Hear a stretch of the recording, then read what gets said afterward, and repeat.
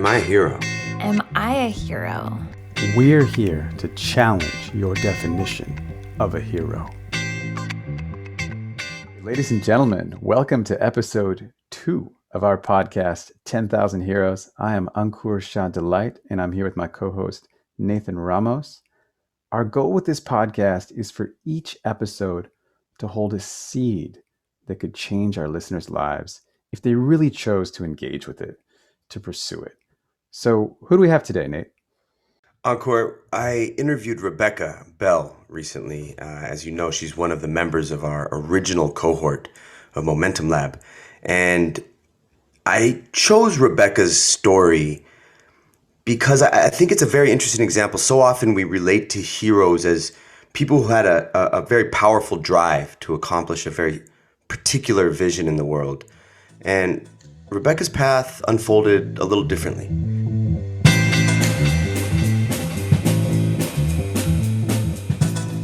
I lived in Brooklyn, and Brooklyn in the 1950s was fun for some people, but not for a daydreamy, high-sensitive girl. Right. I felt constricted by it, constricted by the belief systems, which I've come to understand were binary. That's why I felt so constricted. I'll tell you about that. But for now, I wanted glory. I wanted to be somebody.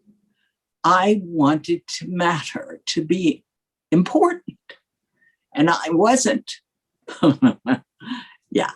So one night, I had a wonderful father. He was rather mystical. And he published his first novel when he was 79.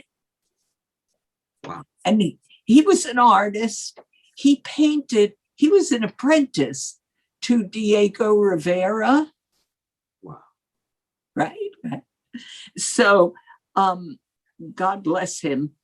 He told me that if you have a dream, there's a certain day in May, a night that corresponds to the Hebrew calendar. And this was from King Solomon. And if you let the sky open, God can hear your prayer. So I took it literally and set my alarm. And at 2:00 in the morning, I got out of bed and I went to the window, and my bedroom window faced another garage. You couldn't really see, just a sliver of sky. But I looked at that sliver and I said, God, please make me feel important.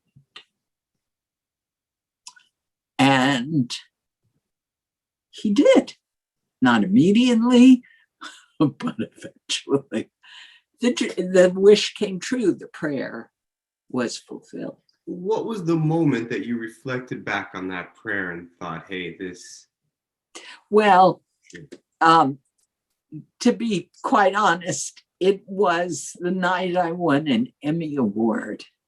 And I was up against Bill Moyers and Ted Koppel. I don't know if you know who those guys were. I do. But there was a guy named Walter Cronkite, Dan Rather, and a whole bunch, the whole news gang. And I won. Yeah. Other people won too, but this was my first one. And I remember this feeling of enormous gratification that I had achieved something that I never thought I was capable of, because I was so insecure and so shy and so daydreamy and so quirky. I wasn't typical. I wasn't mainstream in America. I was always, as Sartre would say, the other. I was always the other. So to be standing there in front of all these literati Henry Kissinger, I don't know if you knew who he was. He gave me the Emmy. I remember thinking, this feels comfortable. This feels true. I had done the work. I remember editing the piece. It was the first story ever done on television for Alzheimer's. And it then was used by then Congresswoman Olympia Snowe of Maine to raise $10 million for Alzheimer's research back in the 1980s. I was very proud of that. And trying to get this piece written, filmed, produced, because that was all what I had to do. And then sitting in an edit room and fighting with somebody who wanted an opening shot of an old lady walking down a hallway. I said, no, I want a picture of this gorgeous young woman who's the dancer running over the bridge in Central Park.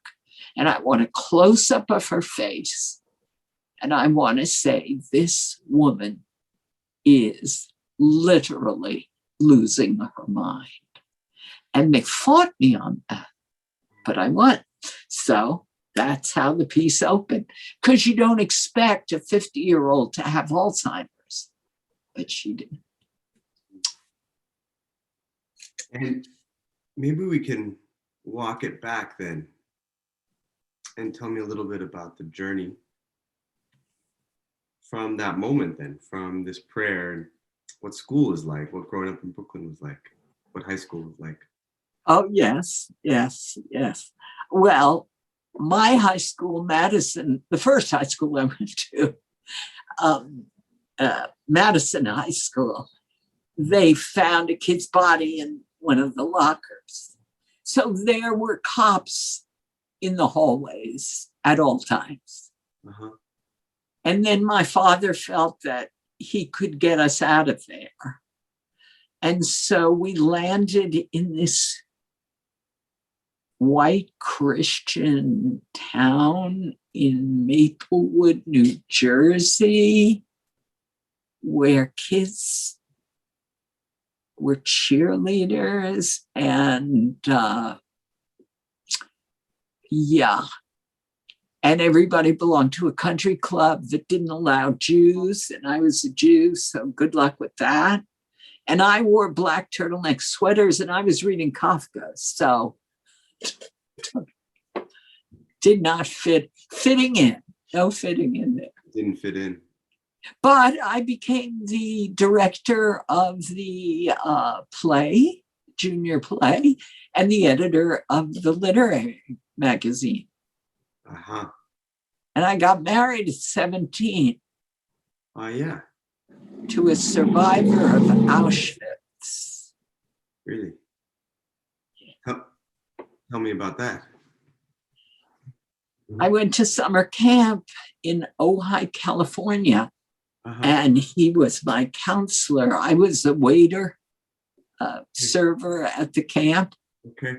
And he was in charge of the waiters, and he was 5 years older than me, and I fell madly in love. Yeah. What was the fellow's name? Erwin, Erwin, Sobel, Sobel. My dog is barking. Yeah, growling. Yeah, so I fell in love with this interesting, deeply wounded guy. Yeah. Forgive me. Oh, no. Fine. Yeah. And then you and Erwin moved out of California then, I guess, or? No, we went to California. I was living in New Jersey. Right. I had gone to summer camp in Ojai and met him. And there was a writer, I don't know if you've ever heard of him. He wrote a book called The Chosen. His name was Chaim Potok.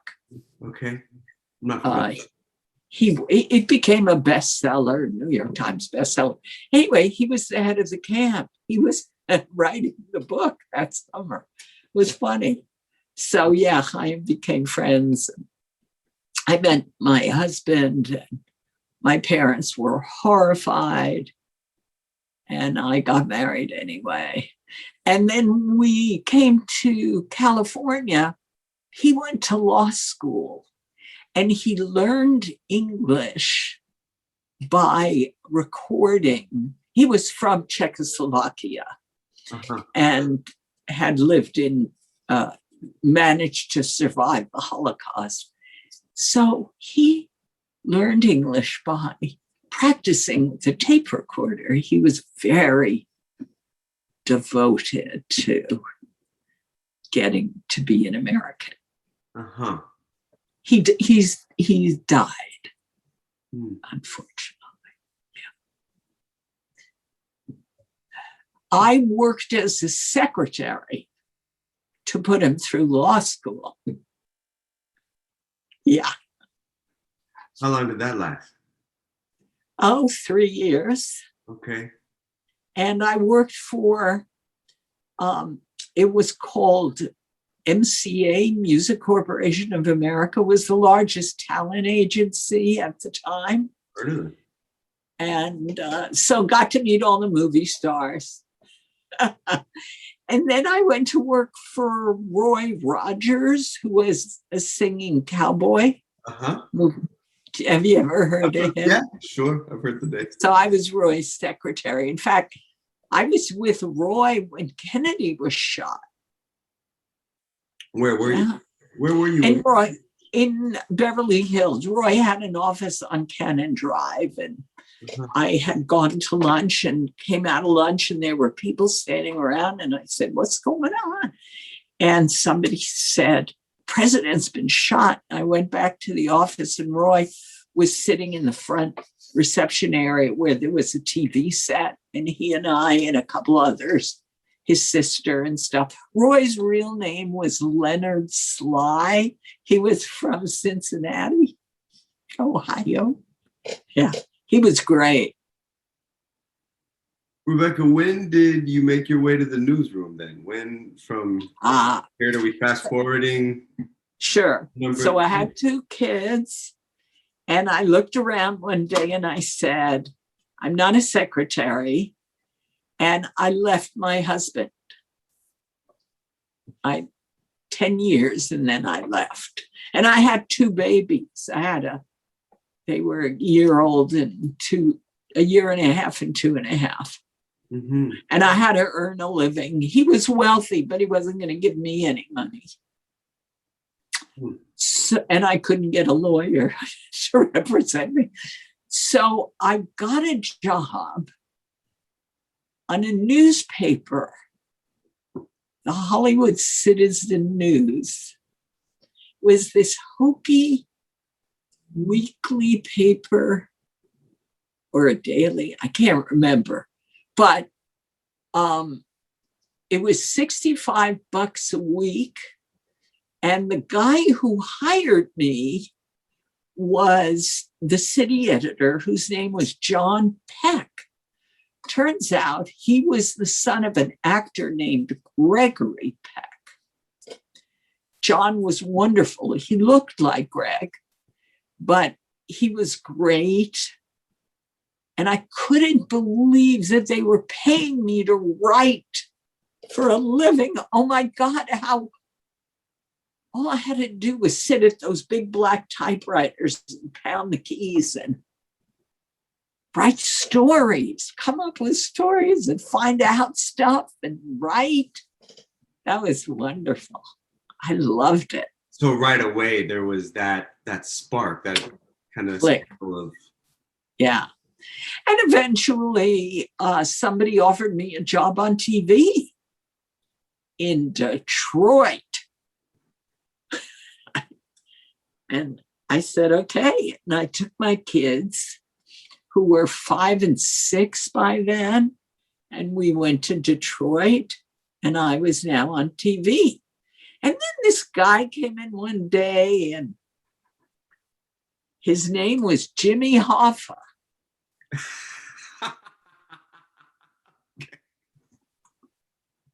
So I interviewed Jimmy, got to know him, used to hang out at his house Friday nights. He loved reporters because he was a storyteller. Uh-huh. And his wife, Jo, would bake coffee cakes. And yeah, Jimmy. So we would go Friday nights. And then one day, Jo called me and she said, something terrible's happened. Jimmy didn't come home last night. She said, they've done something to him, because he always called her every night. He never missed a night. So I started investigating the Hoffa story. And that took some months, and I found out what happened. And then I wrote a book called The Strange Disappearance of Jimmy Hoffa. And then a little after the book was published, I was driving home and my brakes didn't work. So I skidded off the road, and the mechanic who came and saved me said, somebody cut your brakes. So I went to the FBI, and they said, if they wanted you dead, you'd be dead. They're giving you a warning. Leave them alone. So I left. I moved to Philadelphia. Anyway. Amazing. What? Top that story, even though I heard it once before. Oh, I'm sorry. It's hard. It's hard to listen to the recaps, huh, Nathan? Not at all. Not at all. I was just gonna say I heard it once before, and it's just like every time I hear it, it's more than the last. Eventually, I got to the network. I became an NBC News correspondent and a war reporter, and I covered a bunch of wars. And I proved to myself that I am terrified in war zones. Yeah. It's terrifying. People are shooting. And then in Belfast, I was covering the hunger strike in Belfast. You know what that was? Back in the 1980s. Was this an IRA thing? Yep.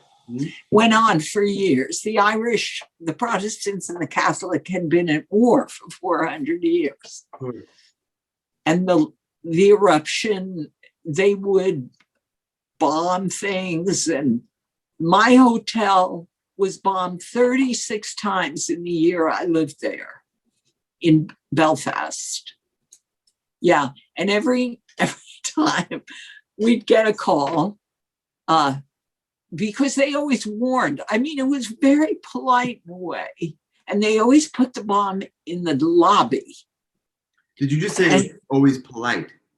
Yeah. In other words, the bombers, the IRA would always warn that there was a bomb. They didn't just blow you up. They first called and said, we've planted a bomb and it's going to go off. Terrible Irish accent, but there it is. And yeah, so after a while, I got tired of being awakened for the stupid bomb thing. So I moved to the 5th floor instead of the 3rd. So when the bomb went off, it really didn't bother me much. Is that true? Yeah. That's swear. Slept through the bombings. Pardon me? You slept through the bombings moving up to the 5th. Yeah, well, you hear the boom, but then you could go right back to sleep. Because I had work to do. So at some point you become accustomed to this is just the environment, and you actually become numb. Yeah. And you don't care. And you lose your sensitivity. Mm-hmm. And you step over dead bodies and you go, oh, okay. And you are dehumanized by violence. Mm-hmm. And that happened, Beirut, Belfast, bunch of places. It was horrible. I was held at gunpoint in Belfast. But that's another. I have enough stories to last 10 hours here. So, well, we can keep going until we get tired. Okay. I am curious how we got there from Philadelphia. Oh, I just worked like a dog. Uh-huh. And the networks scour for a talent at local stations. And so in Philly, so in 1 week, and Frank Rizzo was the mayor. Frank Rizzo, big guy. He was a racist mayor of Philadelphia. Uh-huh. He's a whole other chapter, old Frank. But Frank liked me because I listened to him. Uh-huh. So even though he broke legs and stuff, he didn't break mine. So Frank announced for a new term for mayor, and he said, I am announcing that I am in support of the white minority of Philadelphia. Huh. And that became a network story. Uh-huh. And so I had access. Frank gave me an exclusive interview on that, uh-huh. which was a big deal. Uh-huh. And that's when I got calls from all three networks at that time. Was ABC, CBS, and NBC, and I interviewed with all of them. And they all offered me jobs, but I liked NBC, so I joined them. Well, Rebecca, am I right that in that climate at that time was very male dominated? The news game. It's an impression I have, I guess. Totally. Historical. Right. There were very few of us females. Yeah. So when you're in these rooms with Jimmy Hoffa and Frank Rizzo, and then I imagine that this piece that you were covering on Frank here were you putting some screws to him in the story, in the interview itself? No, I wasn't putting screws to Frank. It was my job as I saw it. Yeah. To understand the situation, not to editorialize. I see. I wasn't in the business of telling him what to do or how not to be an asshole. Oh, look what I got. I got a picture of me and Frank. Can you just hold that right there? There. We'll could grab a still of that later. That's amazing. Look at you. Yeah. Wow. Yeah. I used to be cute. Here, this was a publicity shot when I was cute. Beautiful. Thanks.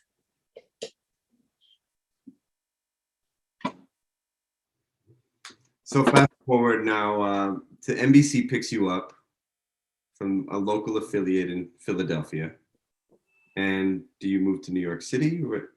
Is this your big homecoming? No, they put me in the White House. Yikes. That's your first assignment with NBC. Right? Okay. I'm terrified. Jimmy Carter was the president. How old were you at that point? Oh, I'm older now. I'm in my 30s. Okay. I was in my 36. So kids are. And remember, I'm raising kids at the same time. Yeah. At that point, okay. Right. Move with you to Washington, D.C. Correct. Okay. You're covering Jimmy. I'm covering Mr. Carter. But here's the thing about Jimmy Carter. I had scored an exclusive interview with him as a local reporter right after he signed the Camp David Accords, the Middle East Peace Accords. And he gave me the very first interview after that moment. And that was quite a feather in my cap. So it was a combination of that, Rizzo. So that's why the networks found me and got me. I see. Yeah. I see. And so, yeah. So getting to the White House, the president kissed me on the cheek during my interview with him afterwards. And I was embarrassed and totally awkward. I had no idea how to respond appropriately. Yeah. And so I said, like an idiot, I said, "Thank you, Mr. President." I mean, what am I supposed to say? Don't kiss me, you yahoo. I mean, first of all, the Secret Service was, it was awkward. I didn't know what to do. Sure. But he liked me. And so then I'm at the White House, and the president and I needed escort out to the Rose Garden for a press conference with King Hussein of Jordan. So I went to the press office. It's very small, that White House West Wing is really a small place. So I went up and I said, "I need an escort to the Rose Garden," because everybody else had gone out already. And a voice behind me said, "I'll take you, Rebecca." And it was the president. Did I tell you this story? Tell me more. Well, he took my hand. Now we're holding hands.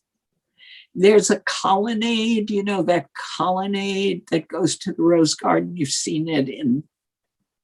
Yeah. So now the King of Jordan is behind a bank of microphones. The press is on the other side behind a rope. Sure. White House staff, you know, hundreds of people.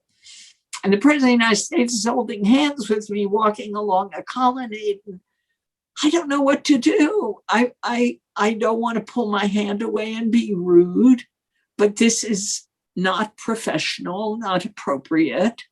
Yeah. I'm a reporter. Yeah. And so I'm hoping he drops my hand before my colleagues see it. But the president is a Southern gentleman.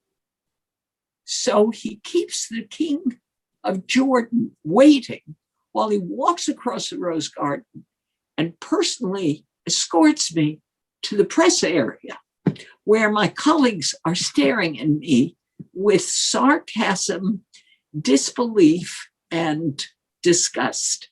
And I am just, what the hell do you do? So that was that. Why the disbelief and disgust and the sarcasm? Would you say this was? Because why is the president of the United States holding hands with a reporter? Yeah. What's that about? Okay. He didn't hold Sam Donaldson's hand. He didn't hold Dan Rather's hand. Right. He held my hand. Yeah. Not good. Yeah. So that took 6 months to live down. But I got to tell you something, Nathan. Yeah. I was never personally offended. Never. Even when things got more serious and I had to fight some people off. Yeah, I just thought, you're an asshole. That's it. I'm doing my job. You're doing whatever you're doing. And you won't take advantage of me. So like that. Yeah. It seems, Rebecca, like over the past few years, there's sort of been this retrospective of values where we've sort of looked back and seen how things kind of went in this culture between the two. Yes. Yes. In a sort of a reckoning, maybe you could say, with the Me Too movement. I have a thought about that. Yeah, I'm curious about that thought. It's not going to be popular. Okay.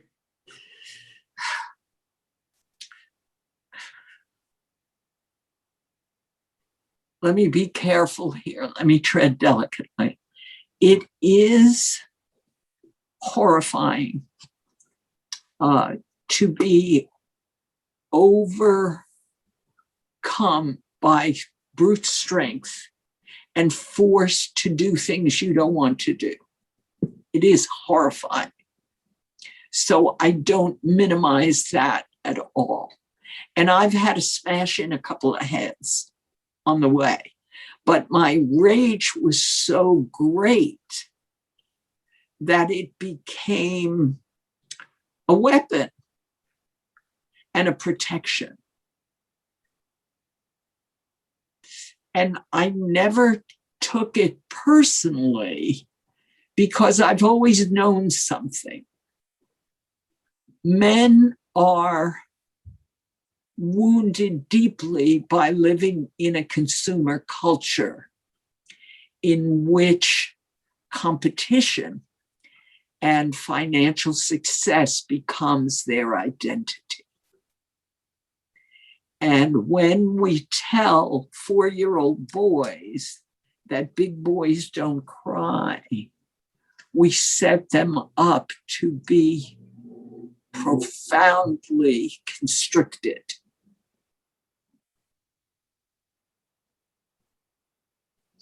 So I can't just see it from one side. Mm-hmm. It's not just me too, it's us too. All of us are wounded by a system. I'm preaching our socialist creed now that demands women stay young and pretty to be of value and men become rich and powerful. And those are dreadful values. They're dehumanizing. So can I fast forward? Please. Yeah, the reporting was, thank you. The reporting was exciting. And it was 22, 23 years of it. Yeah. And then I moved. I couldn't do it anymore. I collapsed in Red Square during the Reagan-Gorbachev summit. I became ill, too much stress. And I developed chronic fatigue syndrome, and I was in a wheelchair for 2 years. Wow. So I had to figure out how to earn a living. And I lost my identity. As a reporter, it had been my identity. So I couldn't think what to do. And that was another, what I fell into terrible depression, suicidal. And my daughter became schizophrenic. And so I lost a child to mental health illness. I lost my health, my marriage, my home, my career, my identity. So I ended up devastated with nothing. And not being able to function, not being able to function. So I moved to Palm Springs. I was disabled. I was on disability. I lived in a little apartment. And I tried to get better. And I thought, and this is where it turns back to Momentum Lab. Nice. Yeah. Thank you. What is it I loved? What did I feel was the deepest fulfillment I could imagine?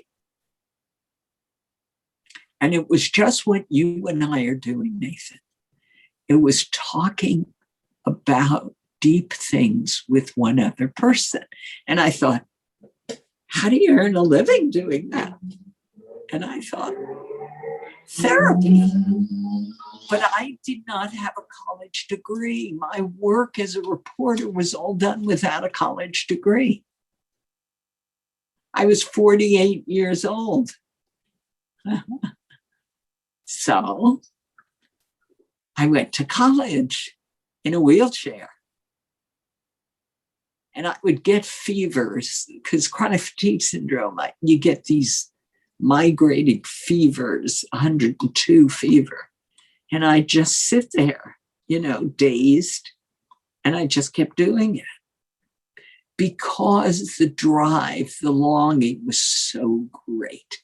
This is where Momentum Lab is brilliant.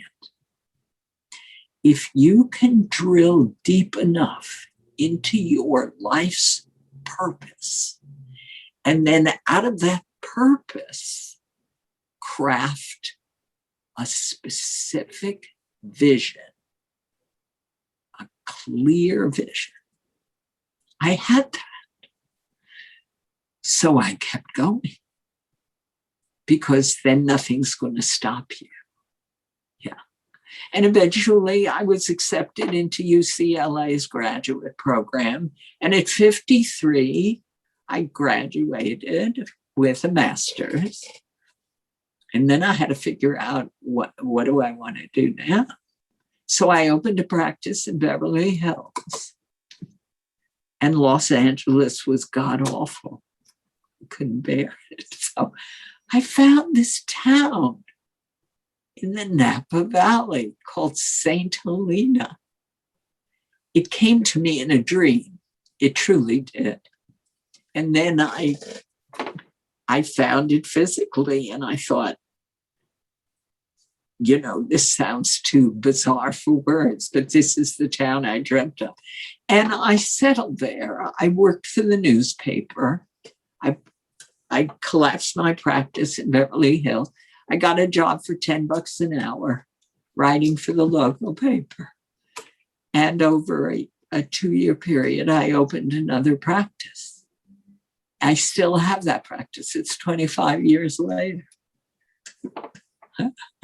In an 1884 stone building overlooking Main Street, which is on the National Register of Historic Places. It became more than a home. It became a place of healing. Now, do you want to move into the mystical, or are we over time? No, you just keep going. I'll just keep feeding you things, but I don't think you need it. I'm just here. I'm listening. Oh, okay. If this is too much, tell me. I can back up. Okay, I'll let you know, but you just keep going, Rebecca. Well, I thought I could save my schizophrenic daughter, and I tried, but I couldn't.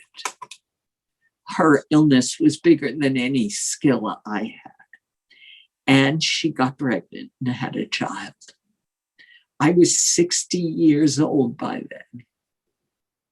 I had established myself in the town. I had a practice. And now there was a baby, and what do you do? And I adopted the baby. And that's who I'm raising, my 17-year-old grandchild, who's been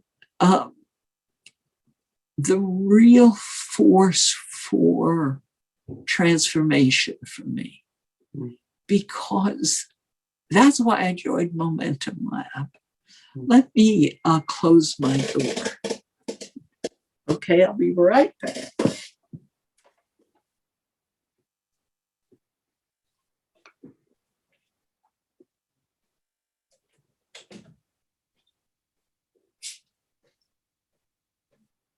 It's more than I've told anybody in 150 years. That long? Yeah. Do you want all of this? Okay. I want everything you got. Okay. So I realized I had been practicing Buddhism for 10 years. I was raised Jewish, but my mother was Native American. So summers were spent on a reservation as a kid, and winters in Brooklyn was a interesting cultural divide. I grew up at a time where Indians were not valued. We were, it was shoot the savages. It was the 1950s. But there were some exquisite rituals and beliefs that touched me deeply. Excuse me. Anyway, so at 60, raising a baby, I needed more than what I had. I needed a more robust belief system than the ones I'd been using. Buddhism's great. Native American traditions are great. Judaism, great. I needed something else. So I went to a priest I knew in town. And I said, I'm a Jewish Buddhist. What do you got? And he said, he's a guy named Jesus. I said, I never got Jesus. He said, yeah, that's okay. He said, here's a book. See what you think. And the book was called Wisdom, Jesus. And I read the book and had an epiphany. And then I read it 4 more times and became a student of something called the contemplative tradition, which is really just a word for being loving and mindful and quiet. And so I've spent the last 18 years studying this stuff. I meditate every day. I do stuff. Yeah. So that's my story. And it moves into mysticism. But it's, I used to make fun of mystics, people who chanted and believed in crystals. And now I've become the person I would make fun of. That's the end of the story. To all of us. Can't escape it. Where'd you get your wisdom? I don't know. I'm still looking for it, Rebecca. I'm still looking. You got it. No, Nathan. I'm going to keep the spotlight on you just a little bit longer.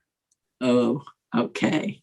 I just want to take a second and see if we can trace this moment, not in any type of linear, rational way, but from this prayer, this little girl out the window to an open sky or a sliver of a sky through a Brooklyn apartment, and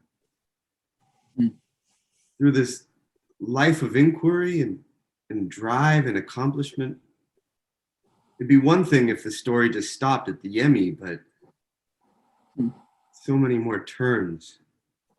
Never stops. It never stops. Yeah. Is there any of that you could put anything on, a finger on, or say, this was a purpose, or this is the prayer being answered, and maybe the Absolutely. end? Yeah. Absolutely. Do you want me to tie it up? Not in a bow, but what kept you going all those years? Hunger. For what? Meaning. I didn't know what the hell we were doing here. What the hell are we doing here? Life was painful for those of us who have feelings. We're going to get our hearts broken. We're going to lose people we love. We're going to be disappointed. Hey, you wanted to be an actor. I wanted to be a ballet dancer. I went to the School of American Ballet in New York, George Balanchine, before your time. But I wasn't going to be a ballet dancer. I didn't have the body for it, couldn't do that. So the disappointments, the things that wound us, I've come to understand are all part of the pattern. This feels to me, not just to me, but there's a guy I study, a bunch of people. One is named Pierre Teilhard de Chardin. He was a French priest and geologist, archaeologist. And I study him. Anyway, study a million things. But the point they make is that this appears to be a purposeful universe, right? You plant a seed, it grows. You can track cause and effect with some consistency, right? So what's the purpose of pain and loss? Oh, maybe I didn't design the program, but I'm noticing the plan. Maybe it's here that this particular realm we live in, this is the way we learn. This is how we're forced to grow. Look, it's very easy in the late 70s to turn around and become forgetful and become, oh yeah, I can't remember that. Gosh, I'm almost 80. And I have a teenager who's non-binary, autistic, suffering depression and anxiety, bright, beautiful, wonderful kid. I needed something that can allow me to grow. And Momentum Lab just, Matt's email landed at my desk. I looked at it, I thought, oh my God, perfect. Because this kid needs me to stay alert, alive, and keep growing. Make sense? Yeah, So let me tell you my primary practice. Okay. It's called surrender. Yes. And I practice it every morning because I can't fix her. I couldn't save my daughter. We can't save the people we want to save. How do you practice? There's a meditation I do called centering prayer. And it's very sloppy, which is why I love it. It's not rigorous. It's not have an empty mind, because you're not going to. It's the thoughts will come and you release them. And sometimes you cling to them and think about what you're going to have for lunch. And you forgive yourself. And then you keep. The practice is letting the thoughts float by. In the floating by. So we're born with clenched fists. Babies are born with clenched fists. We die with our hands open. It's about letting go. Surrender. That's where the real power lies, I think. Rebecca, I thank you so much for your time. Oh, bless your heart. It's a challenge to sit through this interview with dry eyes, I have to say. Oh, dear. It's so moving. Oh, that's kind of you, Nathan. Well, I'm not saying it to be kind, but just truthful. Oh, thank you. So touched by your story. Well, you made me feel safe enough to tell you.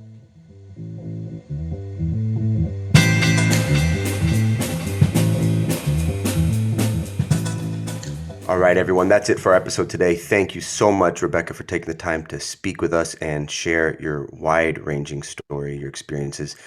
Thank you all for listening, and for more details, check out our show notes on this episode. Until next time, I'm Nathan Ramos. And I'm Ankur Shah Delight.